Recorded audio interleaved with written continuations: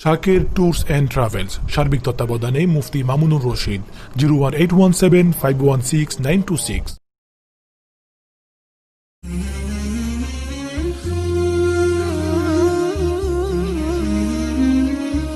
يا حامل القرآن قد خصك الرحمن. بسم الله الرحمن الرحيم. وعن العباس بن عبد المطلب رضي الله تعالى عنه قال قال رسول الله صلى الله عليه وسلم ذاق طعم الإيمان من رضي بالله ربا وبالإسلام دينا وبمحمد رسولا. رواه مسلم. হাদিসের তরজমা হযরত আব্বাস ইবনে Abdul Muttalib রাদিয়াল্লাহু তাআলা আনহু থেকে বর্ণিত। তিনি বলেন, রাসূলুল্লাহ সাল্লাল্লাহু আলাইহি ওয়াসাল্লাম ইরশাদ করেছেন, সেই ব্যক্তি ঈমানের স্বাদ লাভ করেছে, ঈমানের স্বাদ পেয়েছে, যে আল্লাহ তাআলাকে প্রভু এবং ইসলামকে দ্বীন এবং মুহাম্মদ সাল্লাল্লাহু আলাইহি ওয়াসাল্লামকে রাসূল হিসাবে পেয়ে সন্তুষ্ট হয়েছে।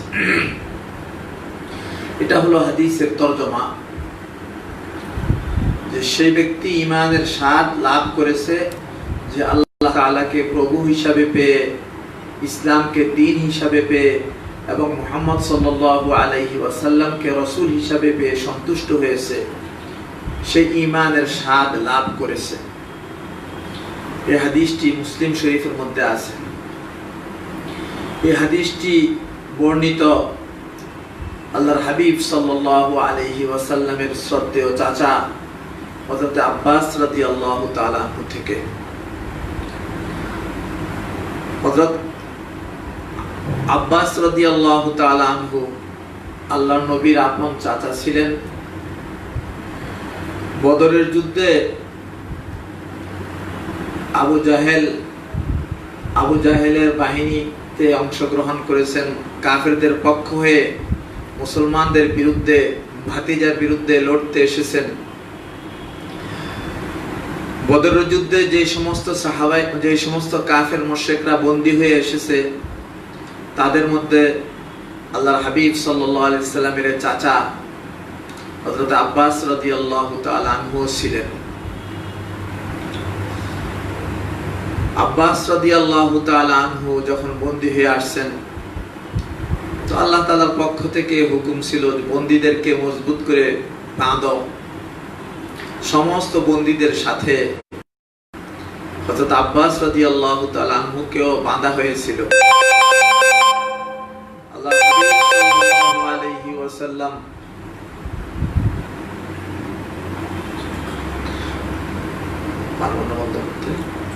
আল্লাহর হাবিব সাল্লাল্লাহু আলাইহি ওয়াসাল্লাম রাত্রে যখন শুইলেন, তো বন্দীদের বন্ধনের কারণে তাদের যে কষ্ট হইতেছিল, কষ্টের কারণে তারা এরকম কাতরাইতেছিল, আহ উহ করতেছিল। আল্লাহর হাবিব সাল্লাল্লাহু আলাইহি ওয়াসাল্লাম ঘুমাইতে পারতেছেন না। আল্লাহর হাবিবের ঘুম আসে না, এদিক ওইদিক শুধু পার্শ্ব পরিবর্তন করতেছেন। আল্লাহর হাবিবকে জিজ্ঞাসা করা হলো, ইয়া রাসূলুল্লাহ, আপনি ঘুমাইতেছেন না কেন? আল্লাহর হাবিব সাল্লাল্লাহু আলাইহি সাল্লাম বললেন যে আমি কিভাবে ঘুমাবো, যখন আমার শ্রদ্ধেয় চাচার এরকম বন্ধনের কারণে তার কষ্টের কাতরানির আওয়াজ, আহ উহ শব্দ আমার কানে আসতেছে, এই আওয়াজ শুনে আমি কিভাবে ঘুমাবো? এই আওয়াজ তো আমাকে ঘুমাইতে দিচ্ছে না। তো আরজ করা হলো, ইয়া রাসূলুল্লাহ, আপনার চাচার বন্ধনকে একটু এরকম ঢিলা করে দিন, যেহেতু বন্ধন শক্ত, কঠিনভাবে বাঁধা হয়েছে, এই জন্য ব্যথা লাগতেছে, এরকম তিনি আহ উহ করতেছেন, তো বন্ধনটা একটু ঢিলা করে দিন, সহজ করে দিন, তাহলে তো তার আওয়াজ আপনার কানে আসবে না, আপনি ঘুমাইতে পারবেন। আল্লাহর হাবিব সাল্লাল্লাহু আলাইহি সাল্লাম বললেন যে ইসলামের সমতা আমাকে কাজ করতে বারণ করছে। যেহেতু সমস্ত বন্দীদের ব্যাপারে একই হুকুম, আমার চাচা হওয়ার কারণে আমি তার বন্ধনকে সহজ করে দিব, তার বন্ধনকে এরকম ঢিলা করে দিব, আর অন্যদের বন্ধনকে এরকম কঠিন করে রাখবো, এটা আমার জন্য সমুচিত না। আল্লাহর হাবিব সাল্লাল্লাহু আলাইহি ওয়াসাল্লাম এটা দেখায় গেছেন যে ইসলামে আপন পর সব সমান, বিধানে সবাই সমান। আল্লাহর হুকুম আসছে এটা বন্ধ করো। তো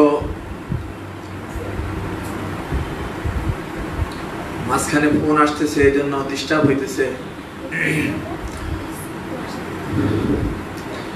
যে কথা বলতেছিলাম,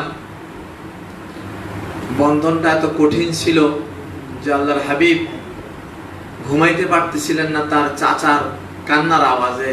তার চাচার বন্ধনের এরকম যে ব্যথা, এই ব্যথার কারণে যখন তিনি উহ আহ করতেছিলেন, এটা আল্লাহর হাবিবের ঘুমের জন্য, নিদ্রার জন্য প্রতিবন্ধক হয়ে গেছে। কিন্তু তারপরেও তিনি তার চাচার বন্ধনকে ঢিলা করে দেন নাই। বলছি ইসলামে আল্লাহর বিধানের মধ্যে আপন পর সব যে সমান, এটা আল্লাহর নবী দেখায় দিয়েছেন। প্রসঙ্গক্রমে একটা কথা মনে পড়লো যে আল্লাহর হাবিব সাল্লাল্লাহু আলাইহি সাল্লাম বদরের সমস্ত বন্দীদেরকে কাপড় পরাইছেন।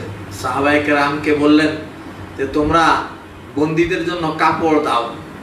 সাহাবায়ে কেরাম কাপড় দিলেন। তো আল্লাহর হাবিব সাল্লাল্লাহু আলাইহি সাল্লাম যার গায়ে যেটা লাগে সেই বন্দীদেরকে সেই কাপড় এরকম পরাইলেন। আল্লাহর হাবিবের এই চাচা হযরত আব্বাস রাদিয়াল্লাহু তাআলা আনহু বসে, তিনি একটু লম্বা ছিলেন, কারো জামা তার গায়ে লাগতেছিল না। তখন মুনাফিকদের সর্দার আব্দুল্লাহ ইবনে উবাই ইবনে সুলুল, মুনাফিকদের সর্দার, তার জামাটা, তার কাপড়টা এরকম হযরত আব্বাস রাদিয়াল্লাহু তাআলা আনহুর গায়ে ফিট হয়েছে। তো আল্লাহর নবী সেটা গ্রহণ করছেন। এখানে আমাদের একটা বোঝার বিষয়, দেখেন আল্লাহর নবী কিন্তু জানতেন, বুঝতেন যে সে মুনাফিক, মুনাফিকদের লিডার, মুনাফিকদের সর্দার, কিন্তু প্রকাশ্যভাবে যেহেতু তারা নামাজ পড়তো, প্রকাশ্যভাবে ঈমান জাহির করত, এজন্য আল্লাহর নবী জানা সত্ত্বেও, বোঝা সত্ত্বেও ইসলামী যে স্বাভাবিক আচরণ, তাদের সাথেও সে আচরণ করতেন। তো যখন আল্লাহর নবী কাপড় চাইছেন, তারা যেহেতু নিজেদেরকে মুসলমান বলে দাবি করত, তারাও কাপড় হাদিয়া দিয়েছেন। তো এই জন্য এই মুনাফিকদের সর্দার আব্দুল্লাহ ইবনে উবাইর জামা আল্লাহর নবীর চাচার গায়ের মধ্যে ফিট হয়েছে, আল্লাহর নবী তা গ্রহণ করেছেন। পরবর্তীতে বসে আব্দুল্লাহ ইবনে উবাই রাইসুল মুনাফিকিন যখন মারা যায়, তখন তার ছেলের নামও আব্দুল্লাহ। আব্দুল্লাহ তিনি পাক্কা মুসলমান ছিলেন, খাঁটি মুসলমান ছিলেন। আল্লাহর নবীর দরবারে এসে বললেন, ইয়া রাসূলুল্লাহ, আপনার এক জোড়া চাদর আমাকে হাদিয়া দেন, আমি আমার আব্বাকে আপনার এই চাদর দিয়ে কাফন দিব, যেন আল্লাহ রাব্বুল আলামিন এই উসিলায় তাকে মাফ করে দেন। তাকে কাপড় হাদিয়া দিয়ে দিলেন। কাপড় হাদিয়া দেওয়ার পর আব্দুল্লাহ ইবনে উবাই মুনাফিকদের সর্দার, তার কাফনের মধ্যে আল্লাহর নবীর চাদর দেওয়া হয়েছে,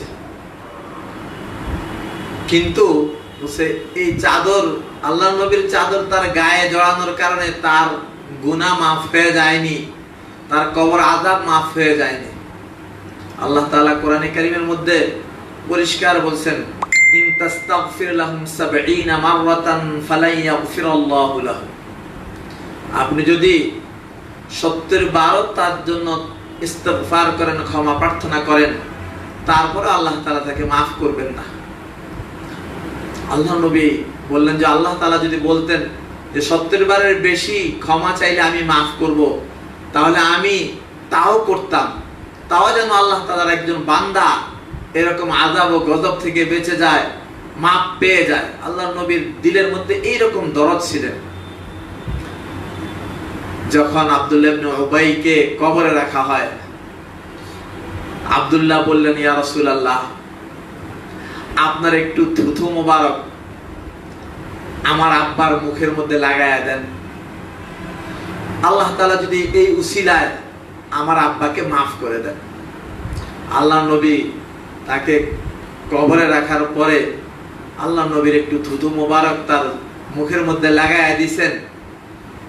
আল্লাহ নবীর সাহাবী আব্দুল্লাহ রাদিয়াল্লাহু তাআলা আনহুর মনোরঞ্জনের জন্য, তার এরকম মনের সন্তুষ্টি রক্ষা করার জন্য এই দৃশ্য দেখে, যদিও আব্দুল্লাহ ইবনে উবাইয়ের ক্ষমা হয়নি, কিন্তু এই দৃশ্য দেখে যে সারা জিন্দেগি আল্লাহ নবীর এরকম বিরোধিতা করছে, তাকে আল্লাহ তাআলা যেন maaf করে দেন, তার কবর আযাব যেন maaf হয়ে যায়, সে যেন আল্লাহ তাআলার ধরপাকড় থেকে বেঁচে যান, এই জন্য তাকে কবরে রাখার পরেও আল্লাহ নবীর এইরকম ফিকির।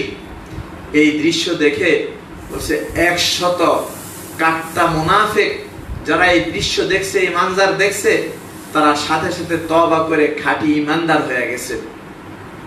মুহাদ্দিসিনে কেরাম অনেকে বলেন যে আল্লাহ নবী যে আব্দুল্লাহ ইবনে উবাইকে তার কাপড় দিয়েছেন ইন্তেকালের পরে, এটা আল্লাহ নবীর চাচাকে যে সে কাপড় দিয়েছিল তারই একটা কি বদলাও ছিল, তার একটা বদলাও ছিল।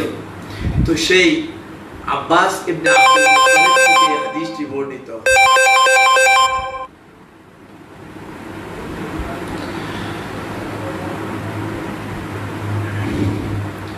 তো এই হাদিসের মধ্যে কয়েকটি জিনিস বিশেষভাবে লক্ষণীয়। এখানে বলছেন ঈমান, ঈমানের স্বাদ আস্বাদন করেছে। তো ঈমানের স্বাদ কাকে বলে? আগের হাদিসে গতকালকে গেছে হালাওয়াতুল ঈমান, হালাওয়াতুল ঈমান। তো আর এখানে আসছে যাকাতুল ঈমান। তো হালাওয়াতুনের অর্থ হলো মিষ্টতা, তুম মানে স্বাদ। এখন তুমাল ঈমান দ্বারা কি মানে কি উদ্দেশ্য? কাজী ইয়াজ রহমতুল্লাহি আলাইহি বলেন, কোন ব্যক্তির কাছে যখন কোন একটা জিনিস খুব পছন্দনীয় হয় এবং সে তা পাওয়ার জন্য খুব আগ্রহী হয়, যখন সে জিনিসটা সে প্রাপ্ত হয়, তখন তার দিলের মধ্যে, তার আত্মার মধ্যে যে প্রশান্তি এবং যে স্বাদ সে ভোগ করে, সে অনুভব করে, ও সে এটা হলো তুমুন। সুতরাং কেউ যদি আল্লাহ তাআলাকে রব হিসাবে পেয়ে এবং ইসলামকে দ্বীন হিসাবে পেয়ে, মুহাম্মদ সাল্লাল্লাহু আলাইহি ওয়াসাল্লামকে রাসূল হিসাবে পেয়ে সন্তুষ্ট হয়, তাহলে আল্লাহ তাআলাও তাকে ওই মজা, ওই স্বাদ তার দিলের মধ্যে দিয়া দিবেন। আল্লাহ তাআলাকে বলছে ঈমান বিল্লাহ, আল্লাহ তাআলাকে রব হিসাবে পাওয়ার অর্থ হলো সে আল্লাহ তাআলার উপরে ঈমান আনছে, যেমন ঈমান আনার দরকার। ইসলামকে দ্বীন হিসাবে পেয়ে, ধর্ম হিসাবে পেয়ে, এর দ্বারা উদ্দেশ্য হলো ইসলামের যত বিধি বিধান আছে, ইসলামের যত হুকুম আহকাম আছে, এগুলো সবগুলো তার নিকটে পছন্দনীয়, কোনটার উপরে তার কোনো এতরাজ নাই। এমন না যে ইসলামে এই বিধানটা এটা বড় কঠিন, এটা ঠিক, আমার বুঝে আসে না, এই ধরনের কোনো প্রশ্ন তার দিলের মধ্যে নাই। বরং ইসলামের সমস্ত বিধিবিধান তার কাছে পছন্দনীয়। তার কাছে মনে হয় যে আল্লাহ তাআলা এই যে বিধানটা দিছে এটা আমার জন্য খুব প্রযোজ্য এবং এটা আমার খুব পছন্দ। আল্লাহ তাআলার কোনো বিধানের উপরে তার কোনো এতরাজ নেই। এবং মুহাম্মদ সাল্লাল্লাহু আলাইহি সাল্লামকে রাসূল হিসাবে পেয়ে সে খুব সন্তুষ্ট যে আল্লাহ তাআলা সর্বোত্তম রাসূল, সর্বশ্রেষ্ঠ রাসূলের উম্মত হিসাবে আমাকে পরিগণিত করছেন। আমি সর্বোত্তম উম্মতের মধ্যে শামিল হইতে পারছি, এজন্য তার দিলের মধ্যে খুব খুশি। এবং সে আল্লাহর হাবিব সাল্লাল্লাহু আলাইহি সাল্লামের সমস্ত সুন্নতের ইত্তেবা করে। এমন না যে রাসূলকে এরকম রাসূল হিসাবে পেয়ে সন্তুষ্ট কিন্তু তার সুন্নত পেয়ে সন্তুষ্ট না, তার সুন্নতকে সে নিজের মধ্যে আপনাইতেছে না, এমন না। বরং সমস্ত সুন্নতকে সে নিজের মধ্যে ধারণ করতেছে, সমস্ত সুন্নতকে এরকম সে মানে সুন্নতের ইত্তেবা করতেছে এবং এটার মধ্যে সে মজা পাইতেছে। এটা তার জন্য বড় ফখরের জিনিস সে মনে করতেছে। আরে আমি তো এমন এক নেতাকে মানি যার থেকে বড় আর কোনো নেতা হয় না। আমি তো এমন এক রাসূলকে মানি যার থেকে বড় কোনো রাসূল হয় না। আমি তো এমন এক নবীকে মানি যার মর্যাদার উপরে কারো কোনো মর্যাদা নাই। এইরকম সে এটা নিয়ে গর্ববোধ করে, এটা নিয়ে তার দিলের মধ্যে বড় তৃপ্তি। সে চিন্তা করে আল্লাহ তোমার দরবারে শুকরিয়া, তুমি যে অন্যান্য নবীর উম্মত না বানাই আমাকে উম্মতে মুহাম্মাদির মধ্যে শামিল করছো। এটার জন্য সে নিজেকে খুব গর্ববোধ করে যে আমি উম্মতে মুহাম্মাদি, আমি মুহাম্মদ সাল্লাল্লাহু আলাইহি সাল্লামের উম্মত। আমার আর কোনো পরিচয় থাক আর না থাক, আমার সবথেকে বড় পরিচয় হলো আমি নবী মুহাম্মদুর রাসূলুল্লাহ সাল্লাল্লাহু আলাইহি সাল্লামের উম্মত। এটা নিয়ে সে গর্ববোধ করে, এটা নিয়ে সে খুশি। সে যার দিলের হালাত এই যে সে ইসলামের সমস্ত বিধিবিধানের উপরে খুশি, আল্লাহ তাআলা যে তার রব, আল্লাহ তাআলাকে সে যে রব হিসাবে মানতে পারছে এটা নিয়ে সে খুশি। এবং আল্লাহর নবীকে সে যে রাসূল হিসাবে পাইছে এটা নিয়ে সে খুশি। আল্লাহ তাআলার পক্ষ থেকে আল্লাহর হাবিব সাল্লাল্লাহু আলাইহি সাল্লাম তাকে সুসংবাদ দিয়েছেন, সে ঈমানের স্বাদ লাভ করছে, সে ঈমানের স্বাদ পেয়েছে। এরপরে এখানে যেই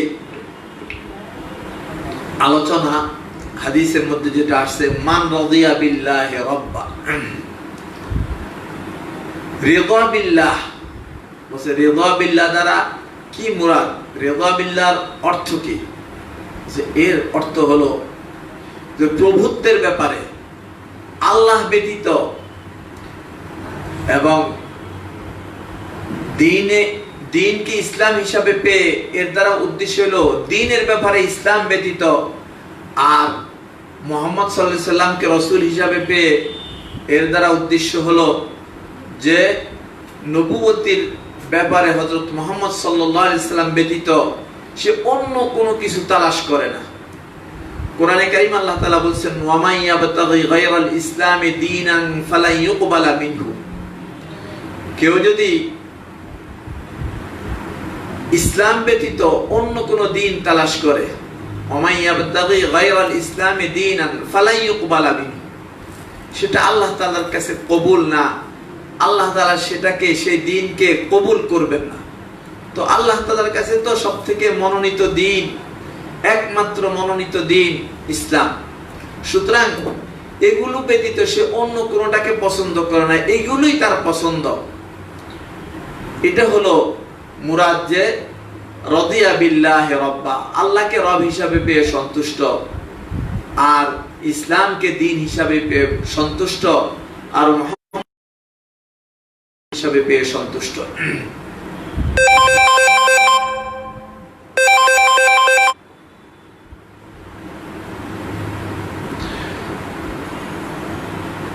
মোল্লা আলী কারি রহমতুল্লাহ আলাইহি বলেন, এখানে রিজা দ্বারা দোনো ধরনের রিজা উদ্দেশ্য, একটা হলো রিজায়ে যাহিরি আর একটা হলো রিজায়ে বাতিনি। রিজায়ে যাহিরি অর্থাৎ প্রকাশ্যভাবে এটা স্বীকার করা, তার চাল চলন আচার আচরণ সব কিছু দ্বারা সে বোঝায় যে আমি আল্লাহকে রব হিসাবে পেয়ে সন্তুষ্ট, আমি ইসলামকে দিন হিসাবে পেয়ে সন্তুষ্ট, আমি মুহাম্মদুর রাসূলুল্লাহ সাল্লাল্লাহু আলাইহি সাল্লামকে আমার রাসূল হিসাবে পেয়ে সন্তুষ্ট।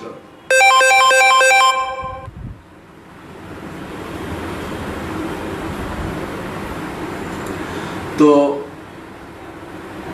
এটা জাহিরি ভাবেও বোঝানো, বাতিনি ভাবেও বোঝানো।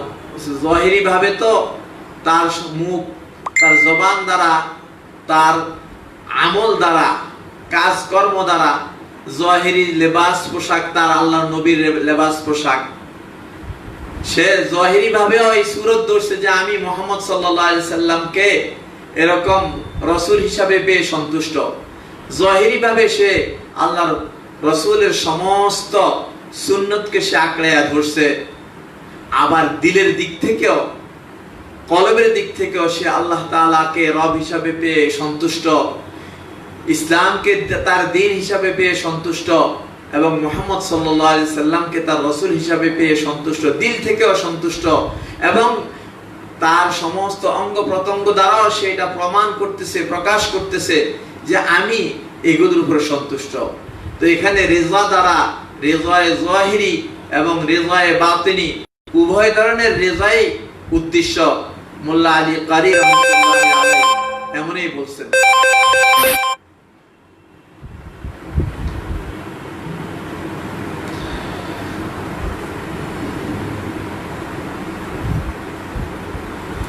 এর পরের হাদিস, وعن أبي هريرة رضي الله تعالى عنه قال قال رسول الله صلى الله عليه وسلم والذي نفس محمد صلى الله عليه وسلم بيده لا يسمع بي أحد من هذه الأمة يهودي ولا نصراني ثم يموت ولم يؤمن بالذي أرسلت به إلا كان من أصحاب النار رواه مسلم। হযরত আবু হুরায়রা রাদিয়াল্লাহু তাআলা আনহু থেকে বর্ণিত, তিনি বলেন রাসূলুল্লাহ সাল্লাল্লাহু আলাইহি ওয়াসাল্লাম ইরশাদ করেছেন, সেই সত্তার শপথ যার হাতে মুহাম্মাদের জীবন, এই উম্মতের যে কেউ চাই, সে ইহুদি হোক বা নাসারা হোক, এই উম্মতের যে কোনো ব্যক্তি চাই সে ইহুদি হোক বা নাসারা হোক, সে ইহুদি হোক বা নাসারা হোক, সে যে কেই হোক, আমার রিসালাতের কথা শুনে, সে আমার রিসালাতের কথা শুনে যে আমি রাসূল হিসাবে আসছি, অথচ আমি যা সহকারে প্রেরিত হয়েছি, অর্থাৎ আমি যেই দ্বীন নিয়ে আসছি, তার উপর সে ঈমান না এনে মৃত্যুবরণ করে, তবে সে অবশ্যই জাহান্নামের অধিবাসী হবে। অর্থাৎ সে ইহুদি হোক বা খ্রিস্টান হোক বা যে কোনো ধর্মের অবলম্বী হোক, যে কোনো দিন সে মানুক, সে যদি শুনে যে আমি মুহাম্মদ সাল্লাল্লাহু আলাইহি ওয়াসাল্লামের আগমন ঘটেছে, আমি নবী এবং রাসূল হিসাবে আল্লাহ তাআলার পক্ষ থেকে প্রেরিত হয়েছি, এই খবর তার কাছে আসছে, কিন্তু তারপরেও সে আমার উপর ঈমান না এনেই মৃত্যুবরণ করেছে, তাহলে তার ঠিকানা হবে জাহান্নাম, সে জাহান্নামের অধিবাসী। এই হাদিসের ব্যাখ্যায় আল্লাহর হাবিব সাল্লাল্লাহু আলাইহি সাল্লামের, এই হাদিসের ব্যাখ্যায় বলা হয় যে আল্লাহর হাবিব সাল্লাল্লাহু আলাইহি সাল্লামের নবুয়তি দুনিয়ার সমস্ত কিয়ামত পর্যন্ত আনেওয়ালা জিন ও ইনসানের জন্য।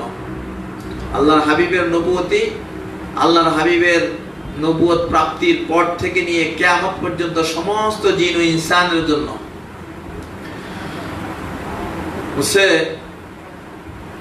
সুতরাং কিয়ামত পর্যন্ত যত মানুষ আসবে,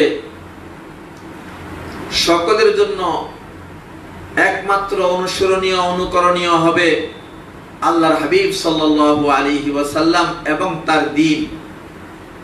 আল্লাহর হাবিবের দ্বীন ছাড়া কোনো দিন আল্লাহ তাআলার কাছে গ্রহণযোগ্য না।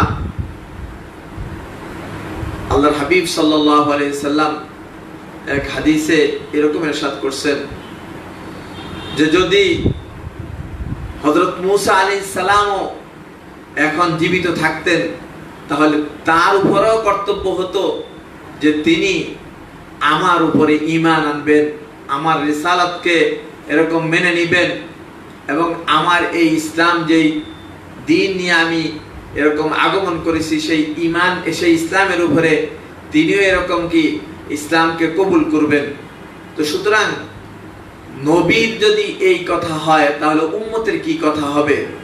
সুতরাং একমাত্র আল্লাহর নবীর নবুয়তি প্রাপ্তির পরে কিয়ামত পর্যন্ত একমাত্র নবুয়তি চলবে আল্লাহর নবীর, আর কোন নবীর কোন নবুয়তি কিয়ামত পর্যন্ত চলবে না, কোন ধরনের কোন নবী কিয়ামত পর্যন্ত আসবে না।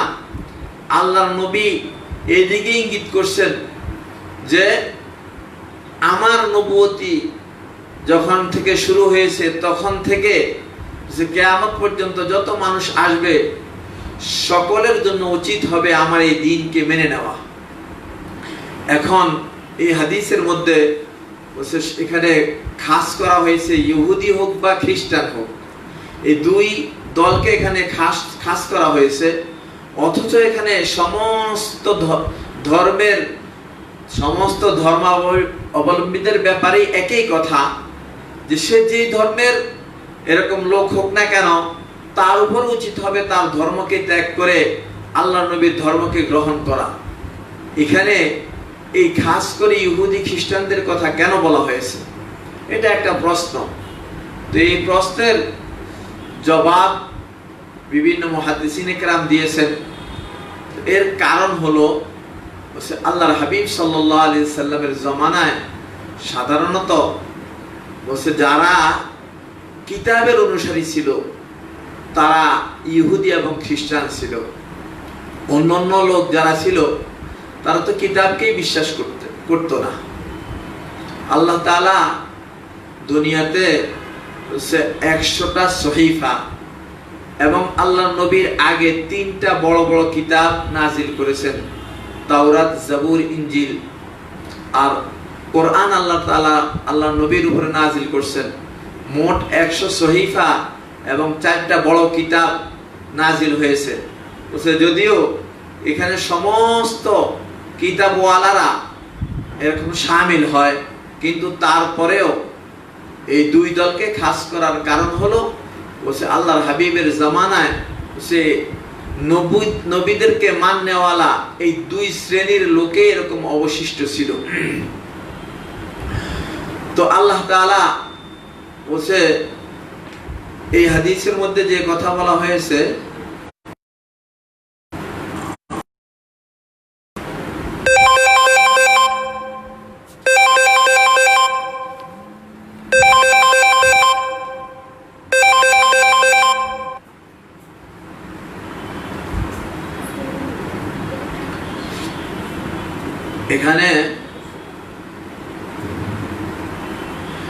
এখানে হাদিসের মধ্যে একটা শব্দ ব্যবহার করছে আহাদুন, লা ইয়াসমাউ বি আহাদুম মিন হাযিহিল উম্মাহ। এই আহাদুন শব্দ, এই আহাদুন দ্বারা উদ্দেশ্য কি? আহাদুন দ্বারা উদ্দেশ্য হলো আহাদুন, এটার জমা হলো আহাদুন। এখানে এর দ্বারা উদ্দেশ্য হলো বর্তমানে যারা আছে এবং কিয়ামত পর্যন্ত যারা আসবে সকলে। আলাল ইনফিরাদ আহাদুনটা সকলের দিকেই ফিরছে, এখানে শুধু একজন উদ্দেশ্য না। বলছে আহাদুন দ্বারা উদ্দেশ্য হলো যে কেউ এরকম আল্লাহর নবীর নবুয়তির কথা শুনবে, আল্লাহর নবীর রিসালাতের কথা শুনবে, তার উপরেই কর্তব্য হবে, দায়িত্ব হবে, সে আল্লাহর নবীর উপর ঈমান আনবে, আল্লাহর নবীর আনিত দ্বীনের উপরে ঈমান আনবে। এখানে আরেকটা শব্দ ব্যবহার হয়েছে উম্মাতুন। উম্মাত শব্দের অর্থ হলো দল বা জামাত। যাদের প্রতি কোনো নবী বা রাসূল প্রেরিত হয়েছে সাধারণত তাদেরকে উম্মত বলা হয়। রাসূলুল্লাহ সাল্লাল্লাহু আলাইহি ওয়াসাল্লাম যখন থেকে নবুয়ত প্রাপ্ত হয়েছেন তখন থেকে যত জিন এবং ইনসান কিয়ামত পর্যন্ত দুনিয়াতে আসবে সকলে আল্লাহর নবীর উম্মত। তবে উম্মত দুই প্রকার। এক ধরনের উম্মত হলো উম্মতে ইজাব, আরেক দল হলো উম্মতে দাওয়াত। যারা আল্লাহর নবীর দ্বীনকে কবুল করছে তাদেরকে বলা হয় উম্মতে ইজাবাত, আর যারা দ্বীনকে কবুল করে নাই তাদেরকে বলা হয় উম্মতে দাওয়াত। বলছে এখানে উম্মতে ইজাবাত এবং উম্মতে দাওয়াত বলছে সবাই শামিল, সে যে কেউ হোক না কেন বলছে তার উপরেই কর্তব্য হবে যে সে আল্লাহর নবীকে নবী হিসাবে মেনে নিবে এবং আল্লাহর নবীর দ্বীনকে তার ধর্ম হিসাবে মেনে নিবে, এটা তার দায়িত্ব। এরপরে বলা হয়েছে সুম্মা ইয়ামুতু। এখন সুম্মা ইয়ামুতু শব্দটা এখানে কেন ব্যবহার করা হয়েছে? বলছে এই সুম্মা ইয়ামুতু ব্যবহার করে এদিকে ইঙ্গিত করা হয়েছে যে ঈমান আনার সুযোগ তার মৃত্যু পর্যন্ত আছে। কেউ যদি মৃত্যুর একটু আগেও ঈমান আনে, তারপরেও আশা করা যায় আল্লাহ তাআলা তার জিন্দেগীর সমস্ত গুনাহকে মাফ করে দিবেন, সে জাহান্নাম থেকে বেঁচে যাবে। এই জন্য সুম্মা ইয়ামুতু বলছেন। এমন বলে নাই সে যতক্ষণ তার জ্ঞান বুদ্ধি ঠিক থাকবে, যতক্ষণ তার যৌবন থাকবে ততক্ষণ পর্যন্ত সে যদি ঈমান না আনে, বরং এখানে একেবারে তার জীবনের শেষ সময় পর্যন্ত আল্লাহ তাআলা সেই সুযোগটাকে সৃষ্টি করে রাখছেন, সেই সুযোগ তাকে দিয়ে রাখছেন। মৃত্যুর 1 মিনিট আগেও যদি কেউ ঈমান গ্রহণ করে তারপরে যদি সে মারা যায় তাহলে তার ঠিকানা হবে জান্নাত, সে জাহান্নাম থেকে বেঁচে গেল। এই জন্য এখানে সুম্মা ইয়ামুতু শব্দ ব্যবহার করেছেন। এখানে ইল্লা কানা মিন আসহাবিন নার, হাদিসের শেষ অংশে বলা হয়েছে ইল্লা কানা মিন আসহাবিন নার। এর ব্যাখ্যা হলো যে ব্যক্তির নিকটে দাওয়াত পৌঁছলো কিন্তু তারপরে সে এরকম তার কুফরের উপর অটল রইল। এখানে আল্লাহর নবী সম্পর্কে তার নিকটে পৌঁছার অর্থ হলো যে কোনো ভাবে তার নিকটে দাওয়াত পৌঁছা, যে কোনো ভাবে তার নিকটে সংবাদ পৌঁছা যে ইসলাম নামে একটা ধর্ম আবিষ্কার হয়েছে, যার নবী হলেন মুহাম্মদুর রাসূলুল্লাহ সাল্লাল্লাহু আলাইহি সাল্লাম। অর্থাৎ ইসলামের দাওয়াতটা তার নিকটে যে কোনো মাধ্যমে যে কোনো ভাবে পৌঁছলো, কিন্তু সে এই দাওয়াতকে প্রত্যাখ্যান করলো, দাওয়াতকে সে কবুল করলো না। এমন অবস্থায় যদি লোকটা মারা যায় তাহলে খুলুদ ফিন্নার হবে, অর্থাৎ সে চিরদিনের জন্য জাহান্নামী হয়ে যাবে। ইল্লা কানা মিন আসহাবিন নার দ্বারা উদ্দেশ্য হলো খুলুদ ফিন্নার, সে যে জাহান্নামে যাবে এমন না যে সে কিছুদিন পর জান্নাতে আবার যাইতে পারবে, কিছুদিন জাহান্নামে থেকে জান্নাতে যাবে, এমন না। বরং যারা ঈমান ছাড়া, ঈমানকে কবুল না করে তারা কবরে যাবে, তারা মৃত্যুবরণ করবে, তাদের খুলুদ ফিন্নার হবে, অর্থাৎ চিরদিনের জন্য তারা জাহান্নামী। ফতহুল মুলহিমের মধ্যে এরকমই আসছে।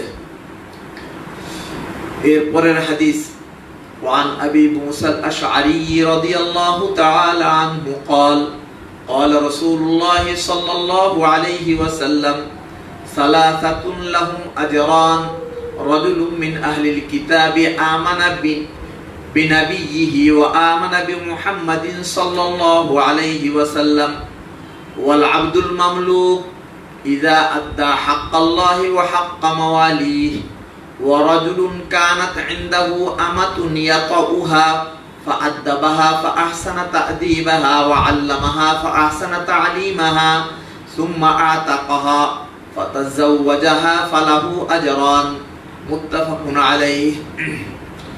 হযরত আবু মুসা আশআরী রাদিয়াল্লাহু তাআলা আনহু থেকে বর্ণিত, তিনি বলেন রাসূলুল্লাহ সাল্লাল্লাহু আলাইহি ওয়াসাল্লাম ইরশাদ করেছেন, 3 ব্যক্তির জন্য দ্বিগুণ সওয়াব রয়েছে, 3 ব্যক্তির জন্য দ্বিগুণ সওয়াব রয়েছে।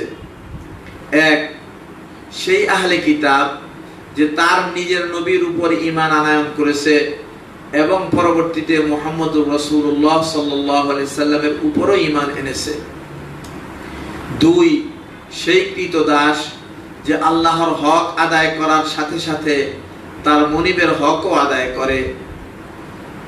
3, যে ব্যক্তির কোনো কৃতদাসী ছিল যার সাথে সে সহবাস করত, অতঃপর সে তাকে আদব কায়দা শিক্ষা দিয়েছে এবং উত্তম রূপে তাকে আদব কায়দা শিক্ষা দিয়েছে, আর তাকে সে বিভিন্ন ধরনের জ্ঞান দান করেছে এবং উত্তমভাবে সে জ্ঞান দান করেছে, অতঃপর সে তাকে আজাদ করে বিবাহ করেছে, এমন ব্যক্তির জন্য দ্বিগুণ প্রতিদান রয়েছে।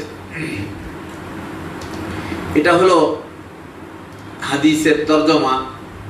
এখানে এই রিওয়ায়াতটা হযরত আবু মুসা আশআরী রাদিয়াল্লাহু তাআলা আনহু থেকে বর্ণিত হয়েছে। হযরত আবু মুসা আশআরী রাদিয়াল্লাহু তাআলা আনহুর জীবনী সম্পর্কে আমাদের একটু জানা দরকার, যেহেতু ওনার থেকেও হাদিসের কিতাবে অনেকগুলো রিওয়ায়াত আসছে। তার নাম ছিল আব্দুল্লাহ, উপনাম আবু মুসা। এই নামে তিনি অত্যাধিক পরিচিত ছিলেন, আবু মুসা। তার পিতার নাম কায়েস, আর মাতার নাম তাইয়েবা। তিনি ইয়ামানের আল আশআর গোত্রের লোক ছিলেন, এজন্য তাকে আশআরী বলা হয়, আল আশআরী বলা হয়, আবু মুসাল আশআরী। তার ইসলাম গ্রহণ কবে? তিনি মক্কা নগরীতে ইসলামের প্রথম দিকেই, নবুয়তের প্রথম দিকেই মক্কা নগরীতে এসে ইসলাম গ্রহণ করেন। তিনি ইয়ামান থেকে এসে রাসূলুল্লাহ সাল্লাল্লাহু আলাইহি ওয়াসাল্লামের সান্নিধ্য অর্জন করেন। সর্বপ্রথম তিনি সাহাবায়ে কেরামদের যে দল আবিসিনিয়া হিজরত করে, হাবশায় হিজরত করে, প্রথমে তাদের সাথে তিনি এরকম হাবশায় হিজরত করেন। পরবর্তীতে তিনি হাবশা থেকে আবার মদিনায় হিজরত করে আসেন। রাসূলুল্লাহ সাল্লাল্লাহু আলাইহি সাল্লাম 10ম হিজরিতে তাকে আদনার শাসনকর্তা নিয়োগ করেন। হযরত ওমর রাদিয়াল্লাহু তাআলা আনহুর শাসনামলে তিনি বসরা এবং কুফার শাসনকর্তা নিযুক্ত হন। তার স্বভাব চরিত্র ছিল অত্যন্ত, তিনি সরল এবং উদার প্রকৃতির লোক ছিলেন। আল্লাহর ভয়ে সর্বদা অশ্রু বিসর্জন করতেন, সর্বদা তিনি এরকম বেশি বেশি কান্নাকাটি করতেন।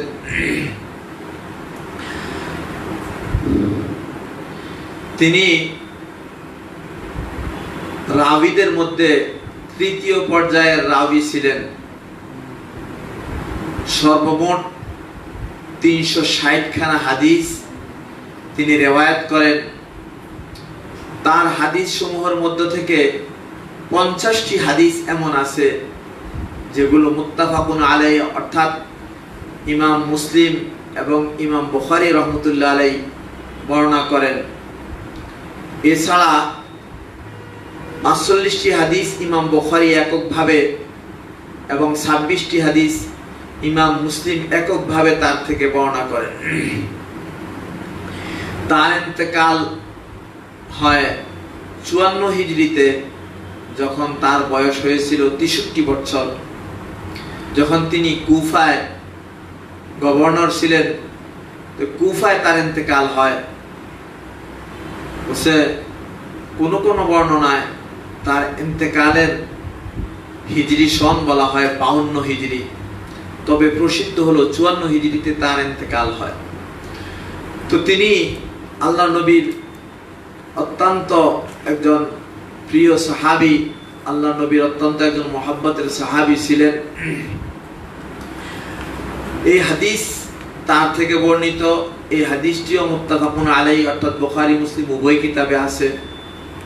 এই হাদিসের মধ্যে যে কথা বলা হয়েছে, সালাসাতুন লাহুম আজরান, রাজুলুম মিন আহলিল কিতাবি আমানা বিনাবিয়িহি ওয়া আমানা বিমুহাম্মাদিন সাল্লাল্লাহু আলাইহি ওয়াসাল্লাম।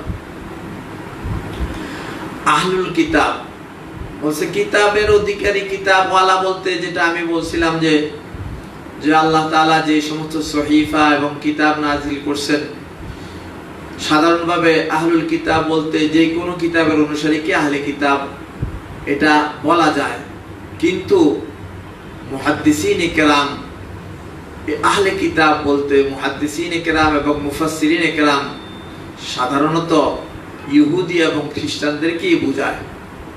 যারা তাওরাতের অনুসারী ইহুদি এবং যারা ইনজিলের অনুসারী খ্রিস্টান, এই দুই দলকেই সাধারণত বোঝায়। তো এদের মধ্য থেকে যারাই ঈমান আনবে আল্লাহ তাআলা তাদের ব্যাপারে বলছেন লাহুম আজরান, তাদের জন্য ডাবল সওয়াব। সাহাবায়ে কেরামের মধ্য থেকে হযরত সালমান ফারসি রাদিয়াল্লাহু তাআলা আনহু, তিনি একজন আহলে কিতাব ছিলেন। তিনি ছিলেন এরকম তাওরাতের অনুসারী। আর না, আব্দুল্লাহ ইবনে সালাম রাদিয়াল্লাহু তাআলা আনহু ছিলেন তাওরাতের অনুসারী। তাওরাতের অনুসারী। আর হযরতে সালমান ফারসি রাদিয়াল্লাহু তাআলা আনহু ছিলেন এরকম ইনজিলের অনুসারী, তিনি ছিলেন খ্রিস্টান। আর আব্দুল্লাহ ইবনে সালাম রাদিয়াল্লাহু তাআলা আনহু ছিলেন ইহুদি। ওনারা দুইজন ইহুদি এবং খ্রিস্টান হওয়া সত্ত্বেও আল্লাহর নবীর হাতে হাত রেখে আল্লাহর নবীর হাতে বায়াত গ্রহণ করেছেন এবং ইসলাম গ্রহণ করেছেন। তো আল্লাহর নবী তাদের দুইজনের ব্যাপারে বিশেষ করে, এবং যারাই এরকম এইভাবে ঈমান আনবে, আগের কিতাবের উপরেও তারা ঈমান আনছে, পরের কিতাবের উপরে ঈমান আনছে। তো দুই কিতাবের উপরে ঈমান আনার কারণে আল্লাহর হাবিব সাল্লাল্লাহু আলাইহি ওয়াসাল্লাম বলেন লাহুম আজরান, তাদের জন্য ডাবল সওয়াব। অনেকে বলেন যে তাদের জন্য যে ডাবল সওয়াব, এর কারণ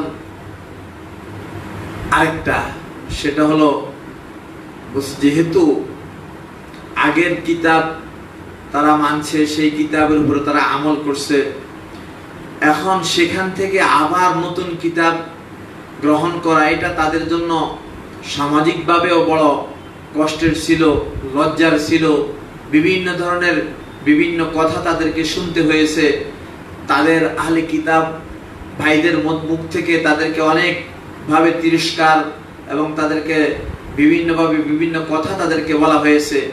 এই যে তারা সব কিছু, সব কষ্ট সহ্য করে তারপরেও তারা ঈমান এনেছে, এজন্য তাদেরকে আল্লাহ তাআলা ডাবল সওয়াব দিবেন। তো এজন্য দুই সওয়াব পাওয়ার একটা কারণ তো অনেকে বলেছেন যে তারা দুই কিতাবের উপরে ঈমান এনেছে। অন্যরা বলছেন যে না, তাদের এই যেহেতু আরেক কিতাব গ্রহণ করতে তাদের কষ্ট হয়েছে, এই জন্য তাদেরকে আল্লাহ তাআলা ডাবল সওয়াব দিবেন। তো এখানে একটা আরেকটা তাদাদ না, একটা আরেকটার বিরোধী না, বরং দুইটাও হইতে পারে। এটাও ঠিক আছে, আবার তারা দুটোটা কিতাব, তারা এক কিতাব ছেড়ে আরেক কিতাবের উপর ঈমান আনতে তাদের কষ্ট হয়েছে, দুইটাই ঠিক আছে, দুইটাই কি প্রযোজ্য। সুতরাং এই কারণে আল্লাহ তাআলা তাদেরকে ডাবল সওয়াব দিবেন। কোরআনে কারীমে আল্লাহ রাব্বুল আলামিন পরিষ্কারভাবে ইরশাদ করেছেন উলাইকা ইউতাউনা আজরাহুম মাররাতাইনি বিমা সাবারু। এখানে এই কিতাবের শানে নুজুল সম্পর্কে, এই আয়াতের শানে নুজুল সম্পর্কে বলা হয় হযরত সালমান ফারসি রাদিয়াল্লাহু তাআলা আনহু এবং হযরত আব্দুল্লাহ ইবনে সালামের শানে এই আয়াত অবতীর্ণ হয়েছে। তো এখানে পরিষ্কার ইঙ্গিত আছে বিমা সাবারু, যেহেতু তারা সবর করছে, এর অর্থ হলো তাদের এই ব্যাপারে অনেক দুঃখ কষ্ট সহ্য করতে হয়েছে এবং তাদের অনেক ধরনের সবর, অনেক ধরনের এরকম ধৈর্য ধারণ করা লাগছে। আল্লাহ তাআলা আয়াতের মধ্যে যেন ইঙ্গিত দিয়ে দিয়েছেন তাদের কষ্টের কথা, এই জন্য আল্লাহ তাআলা তাদেরকে ডাবল সওয়াব দিবেন।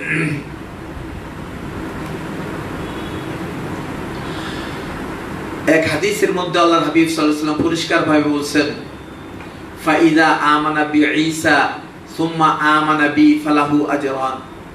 কেউ যদি এরকম ঈসা আলাইহিস সালামের উপরে ঈমান এনে থাকে, এরপরে যদি সে আমার উপরে ঈমান আনে তো ফালাহু আজরান, তার জন্য ডাবল আজর, ডাবল সওয়াব। ডাবল সওয়াবের কি অর্থ? অর্থাৎ তারা যদি একটা আমল করে তাহলে আল্লাহ তাআলা তাদের একজন মুমিন যে আগে কোনো কিতাবের উপরে ঈমান আনেনি সে যতটুকু সওয়াব পাবে, আল্লাহ তাআলা ওই আহলে কিতাব যদি সে আমলটাই করে তাকে দ্বিগুণ সওয়াব দিবেন। তো এটা হলো ডাবলের অর্থ। কেউ কেউ বলছেন যে এখানে আল্লামা তিবি রহমতুল্লাহ আলাইহি বলেন আল্লাহর হাবিব সাল্লাল্লাহু আলাইহি ওয়াসাল্লামের ঈমান আনায়নের কারণে তার পূর্ববর্তী ঈমান আমল যেগুলো সে করেছিল সেগুলো আল্লাহ তাআলার কাছে গৃহীত হয়ে গেছে। আবার যখন আল্লাহর নবীর উপর ঈমান আনছে তখন ঈমান এনে যা আমল করছে এগুলো আল্লাহ তাআলার কাছে গৃহীত। সুতরাং এই কারণে তার আজরান, দুই আজর, ডাবল সওয়াব। একটা হলো আগের কিতাব বিশ্বাস করছে, আগের কিতাবের উপর আমল করছে, সেগুলো আল্লাহ তাআলা গ্রহণ করছেন, কবুল করছেন। এরপরে ইসলাম যখন গ্রহণ করছে, ইসলামের উপরে ঈমান আনছে, তখন সেগুলোকে সে এরকম মেনে নিয়েছে, সেগুলোর উপরে আমল করছে, এই জন্য আল্লাহ তাআলা তাকে ডাবল সওয়াব দিবেন। দ্বিতীয় যেই দল, ওয়াল আব্দুল মামলুক ইদা আদ্দা হাক্কাল্লাহি ওয়া হাক্কা মাওয়ালিহি, ওই গোলাম যে তার হক, আল্লাহ তাআলার হক এবং তার মনিবের হক, তার মালিকের হক, দুই হকে আদায় করে, দুইজনের হুকুমে পালন করে, তারও ডাবল সওয়াব। এখানে কৃতদাস যদি তার মনিবের সমস্ত কর্ম সম্পাদনের পর আল্লাহ তাআলার হক আদায় করে তাহলে এটা তার জন্য বড় কষ্টকর হয়ে যায়। দুই মালিকের হুকুম মানা বড় কষ্টকর, তাই এখানে তাকে দ্বিগুণ সওয়াব দেওয়া হবে।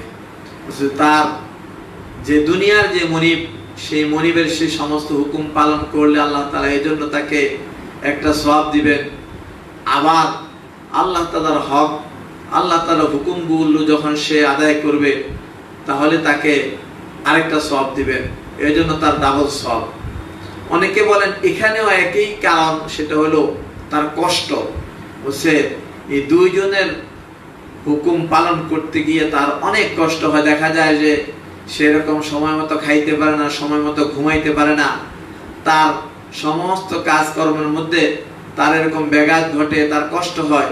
এই কষ্টের কারণে আল্লাহ তাআলা তাদেরকে ডাবল সওয়াব দিবেন। হাফিজ ইবনে হাজার আসকালানি রাহমাতুল্লাহ আলাইহি বলেন, তিনি বর্ণনা করেন ইবনে আব্দুল বার থেকে যে অধিক কষ্টের জন্য দ্বিগুণ প্রতিদান পাবে, এই জন্য নয় যে তার কষ্ট বেশি, বরং দ্বিগুণ সওয়াব, দ্বিগুণ সওয়াবের জন্য এটা শুধু গোলামের জন্য নির্দিষ্ট না, এটা শুধু গোলামের জন্য নির্দিষ্ট না, বরং গোলাম না হয়েও যদি কেউ তার ইবাদত বন্দি করতে গিয়ে তার কষ্ট হয় তাহলে আল্লাহ তাআলা তাকেও এরকম ডাবল সওয়াব দিবেন। শুধু মনিবের ক্ষেত্রে, মানে গোলামের ক্ষেত্রে এটা না, ওনারা একটু ব্যতিক্রম বলছেন যে যদি মনিবের কাজ কারো নাও থাকে, সে স্বাধীন ব্যক্তি, কিন্তু তার মানে আল্লাহ তাআলার হুকুম পালন করা তার জন্য বড় কঠিন, বড় কষ্টকর, সে কষ্টসাধ্য, মানে কষ্টকে বরণ করে, কষ্টকে সহ্য করে সে আল্লাহ তাআলার হুকুমকে পালন করে, আল্লাহ তাআলা তাকেও এরকম ডাবল সওয়াব দিবেন।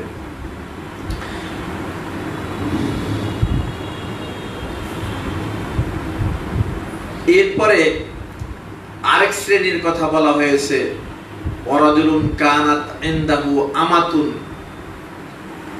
ইয়াতাউহা ফাআদ্দাবাহা ফাআহসানা তা'দীবাহা। ওই মনিবকে আল্লাহ তাআলা ডাবল সওয়াব দিবেন। যে কোনো বান্দির মালিক হইল, সে তার বান্দিকে ব্যবহার করলো, তারপরে বান্দিকে সে এরকম উত্তম আদব শিক্ষা দিল, ইসলামের শিষ্টাচার শিক্ষা দিল, সমস্ত মানে ইসলামের যত নিয়ম কারণ আছে কোরআন হাদিস তাকে শিখাইলো, এরপরে সে তাকে আজাদ করে দিল, তারপরে সে তাকে বিবাহ করলো, একে আল্লাহ তাআলা ডাবল সওয়াব দিবেন। এখানেও কারণ হিসাবে বলা হয়, কেউ কেউ বলেন তাকে ডাবল সওয়াব দেওয়ার কারণ হলো, একে তো সে এই বান্দিটাকে সে আজাদ করছে, আবার সে তাকে বিবাহ করছে, এই দুই কারণে তাকে ডাবল সওয়াব দিবেন।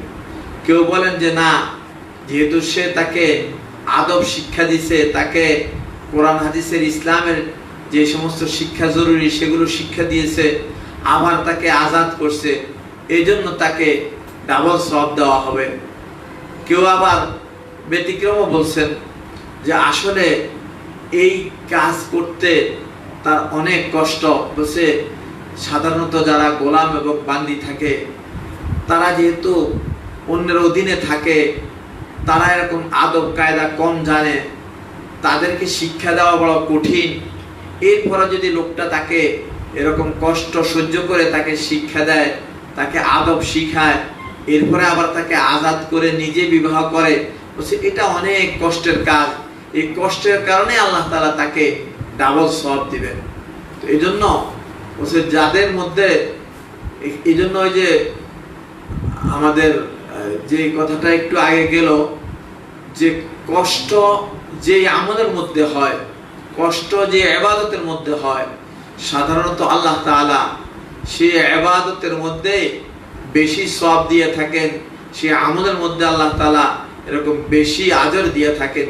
এটাই আল্লাহ তাআলার নীতি। এখানে একটা প্রশ্ন আসে যে এখানে এই তিনটা ব্যাপারে কেন খাস করছে, তিনটা ব্যাপারে কেন খাস করছে? আসলে যদি চারটা বলতো, একটা জবাব তো এটা, যদি যেই কয়টাই বলতো সেখানে কথা আসতো চারটাকে কেন খাস করছে। যদি পাঁচটা বলতো তাহলে বলতো পাঁচটাকে কেন খাস করছে। তো এগুলো বলছে আন-নুকতা তো বাদাল উকু, এগুলো এরকম প্রশ্ন করলে অনেক করা যায়। বাকি এই তিনটা খাস করে বলার কারণ হলো, এই তিনটার মধ্যে সচরাচর কষ্ট বেশি, এই জন্য এই তিনটাকে এখানে খাস করছে। আজরের উদ্দেশ্য কি? আজরের অর্থ কি? আজরের অর্থ হইল বিনিময়। আজরুনের বহু বচন আসে উজুর, এর অর্থ হইল প্রতিদান, পুরস্কার, বিনিময়। তো আল্লাহ তাআলা তাদেরকে পুরস্কার ডাবল দিবেন, প্রতিদান ডাবল দিবেন, বিনিময় ডাবল দিবেন। শরীয়তের পরিভাষায় আজর বলা হয় হুয়াল্লাযী ইয়াকফিল আমিলু লিআইশিন, অর্থাৎ পরিশ্রমী ব্যক্তিকে তার কাজের বিনিময় প্রদান করা, এটাকে কি বলা হয়? আজর বলা হয়। যেই বিনিময়টা, যে পারিশ্রমিকটা দেওয়া হয় পরিশ্রমী ব্যক্তিকে, ওই পারিশ্রমিকটাকে আজর বলা হয়। যার দ্বারা সে এরকম তার জীবিকা নির্বাহ করতে পারে, ওই বিনিময়টাকে আজর বলে। আবার কেউ কেউ বলেন হুয়া মা ইউতাল আজিরু জাযাআ আমালি, নেক কাজের বিনিময়ে যা দেওয়া হয় তাকে আজর বলে। এখানে হাদিসের মধ্যে যে কথা আসছে যে সে তাকে আদব শিক্ষা দিল, আদবের কি অর্থ? আদব শব্দ এর বহুবচন আদাবুন। আদব শব্দের শাব্দিক অর্থ হলো ভদ্রতা, শিষ্টাচার, এটাকে বলে আদব। আর শরীয়তের পরিভাষায় বলা হয় ওয়াদউ শাইই ফি মাহাল্লিহি, বলছে আদব বলা হয় ওয়াদউ শাইই ফি মাহাল্লিহি, প্রত্যেক বস্তুকে তার যথাস্থানে রাখার নাম হলো আদব। কারো কারো মতে, বিশেষ করে ইমাম আবু হানিফা রাহমাতুল্লাহ আলাইহির মতে, আদব হলো এমন আচরণ বা গুণ যা মানুষকে অভদ্র কার্যকলাপ থেকে বাঁচিয়ে রাখে। আদব কাকে বলে বলছে? যা মানুষকে অভদ্র সমস্ত কার্যকলাপ থেকে বাঁচিয়ে রাখে, সেটাই হলো আদব।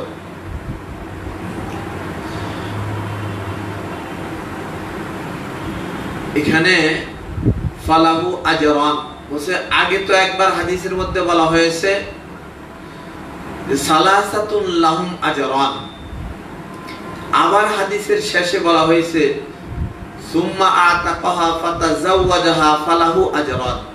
বলছে আজরান দুইবার বলার কি অর্থ? ফালাহু আবার বলছে, এখানে হুর মারজা কোন দিকে গেছে? তো একটা জবাব হলো হুর মারজা গেছে আলা মানে আলাল ইনফিরাদ, প্রত্যেকটার দিকেই গেছে। আবার কেউ কেউ বলেন যে না, শেষটার পরে যেহেতু বলছেন ফালাহু আজরান, হ্যাঁ যদিও সবগুলো সবাই এরকম ডাবল সওয়াব পাবে, ডাবল আজর পাবে, কিন্তু বিশেষ করে আবার শেষে এই কথা বলার দ্বারা ইঙ্গিত হলো এর মধ্যে শেষে যে কথাটা বলা হয়েছে ওসে তার বিনিময়টা বেশি, যেহেতু তার এই কাজটা অনেক কষ্টের কাজ।